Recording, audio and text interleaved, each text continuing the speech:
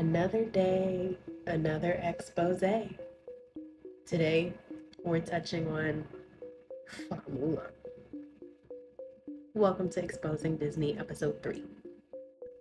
When I tell y'all there is so much ground to cover with just this one movie, I'll be talking a little bit about Mulan 1 and Mulan 2, but there is just so much ground to cover within these movies. First, let me see, where do I want to start? Let's start with Mulan herself. Okay, let's start with Mulan herself. So, if you know anything about the movie, Mulan comes from a family that, is in China and they worship their ancestors. So, in her home, or like off the back of her home, there's like a whole separate shrine that is dedicated to ancestral worship. So here is said shrine. They will go in there, they light incense. Here you see like the dragon up the top where she like puts the incense. This is kind of like toward the beginning of the film.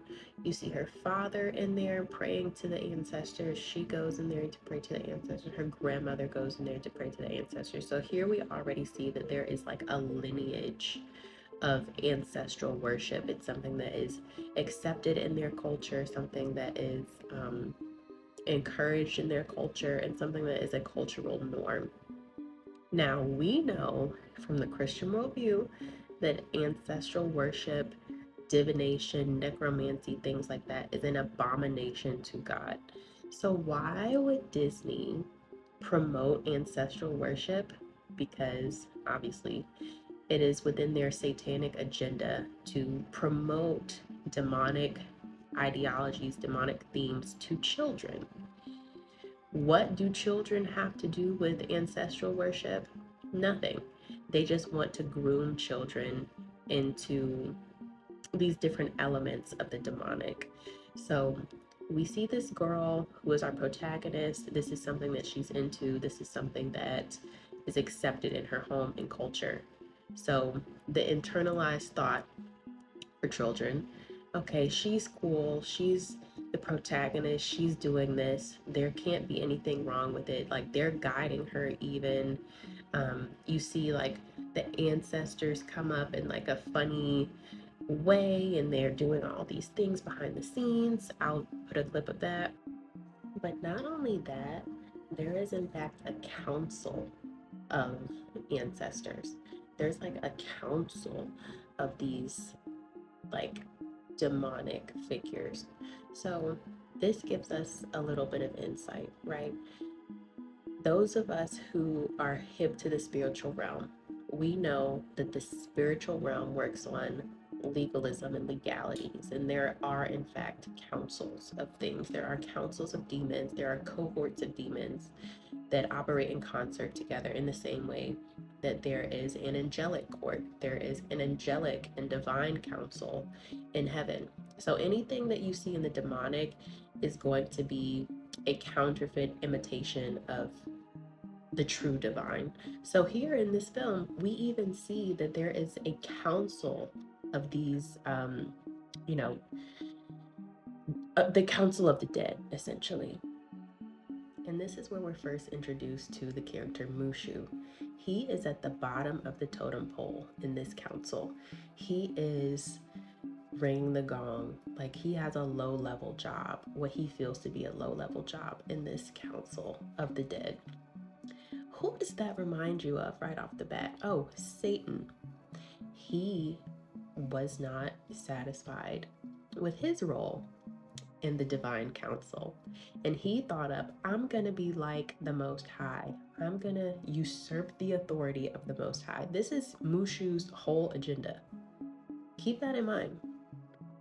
So he's tasked with like waking up this great stone dragon or whatever. You see them here having like somewhat of a face off. And if you're familiar with the film, Mushu breaks it.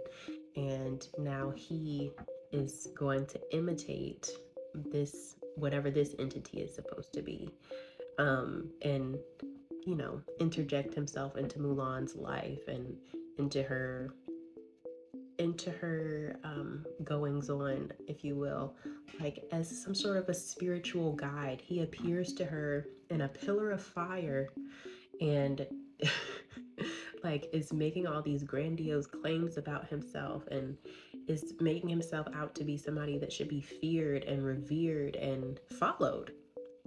This is Mushu, okay? Another thing I want to say while I have this image up is that this Council of the Dead has every confidence in this stone being right here, that it is going to come to life, that it is imbued with the spirit of whatever this entity is supposed to be, and that it has all of this power and things like that. That's not really anything to take lightly because it brings to mind totems, how in the supernatural and the demonic, they actually do imbue objects with demonic spiritual power of a sort, um, to help certain entities live on in different spaces throughout time. So I want to kind of keep that also in your mind because this movie is really breaking down how these kingdoms of darkness work. So moving forward, we know that Mushu and Mulan, they develop this relationship where you have a girl and her little red dragon. This girl, this woman and her dragon. Where else have we seen that? Let's go to the scripture. So there are a few places in scripture where we see this woman and dragon. This is Revelation 12, the woman and the dragon. And a great sign appeared in heaven, a woman clothed with the sun, with the moon under her feet, and on her head a crown of 12 stars. She was pregnant, and she was crying out in birth pains in the agony of giving birth. And another sign appeared in heaven. Behold, a great red dragon with 7 heads and 10 horns, and on its heads 7 diadems. His tail swept down a third of the stars of heaven and cast them to the earth. And the dragon stood before the woman who was about to give birth, so that when she bore her child, he might devour it. Okay, let's put a pin in that right there. We know from scripture that the red dragon is Satan, and that Satan's agenda is to devour children. The symbolism is everywhere. But that's not the only place in scripture that we see this image of a woman juxtaposed with a scarlet beast.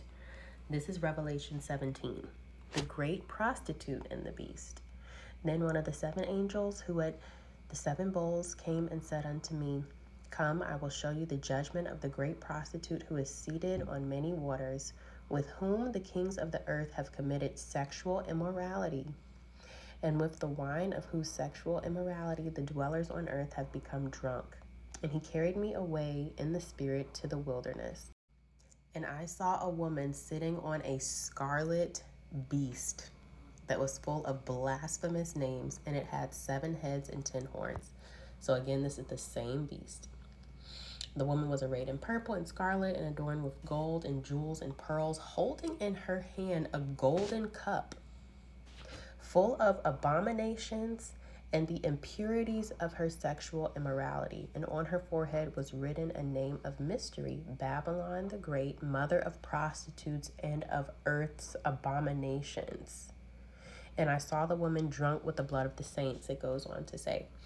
Now, this image of this woman adorned, she is like with a scarlet dragon and she has this gold cup. Where have we seen that? Oh yeah, we've seen it in Mulan. This is from the second film. I can't make this stuff up. We love Disney down, right? Disney is so demonic and makes such a mockery of the scriptures and puts these things right in our face. This woman is adorned in jewels and pearls, and she has a golden cup, and she's clothed in scarlet. Here's another image of that.